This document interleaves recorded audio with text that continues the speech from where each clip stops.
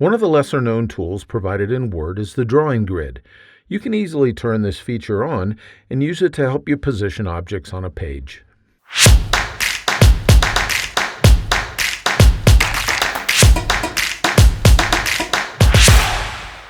If you are creating a document that includes drawing objects, or in fact any type of object, you may want some help in expertly positioning the object on a page. Fortunately, Word provides a tool that you can use for this purpose. This tool is most often referred to as a drawing grid. It provides a temporary non-printing straight edge. In this way, you can easily align objects. To turn on the drawing grid, display the Layout tab of the ribbon. Over here at the right side, you can see the Align tool. If I click on that, then I can see a whole bunch of different choices that I can make for alignment.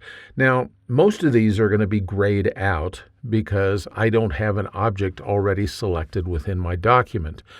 But one that should always be available is the very bottom one here that says Grid Settings. I choose that, and the Grid and Guides dialog box is displayed on the screen. You can use the controls in the bottom portion of this dialog box to set the specifics of the grid that you want to use. Notice right here that we can specify the grid spacing, the horizontal spacing and the vertical spacing. They're both initially set to be 0.13 inches. The reason for that is that it only allows you to have 2 decimal places in there. Normally, you would set it to something like 0.125 inches, which would be 1/8 of an inch. But you can change this to anything that you want. I always think that a good setting is 0.25 inches for 1/4 of an inch. And we can set that in both of these. And that tells where that grid is going to appear. Now down here near the bottom, you can specify how you want the origin of that grid to be calculated on the screen. Typically, the use margins is just fine. It'll just fill in the body area of that document with the grid. What you want to do, though, is you want to go down here and choose Display Grid Lines on Screen. These settings for the vertical and horizontal are a multiplier for what the grid setting was that you specified up above. So with them set to 1, that means that it's 1 times 0.25 inches, and that's the way that the grid will appear on the screen. You can specify a different vertical and horizontal multiplier if you want to, and it'll be applied to the grid settings that you specified higher up in this dialog box.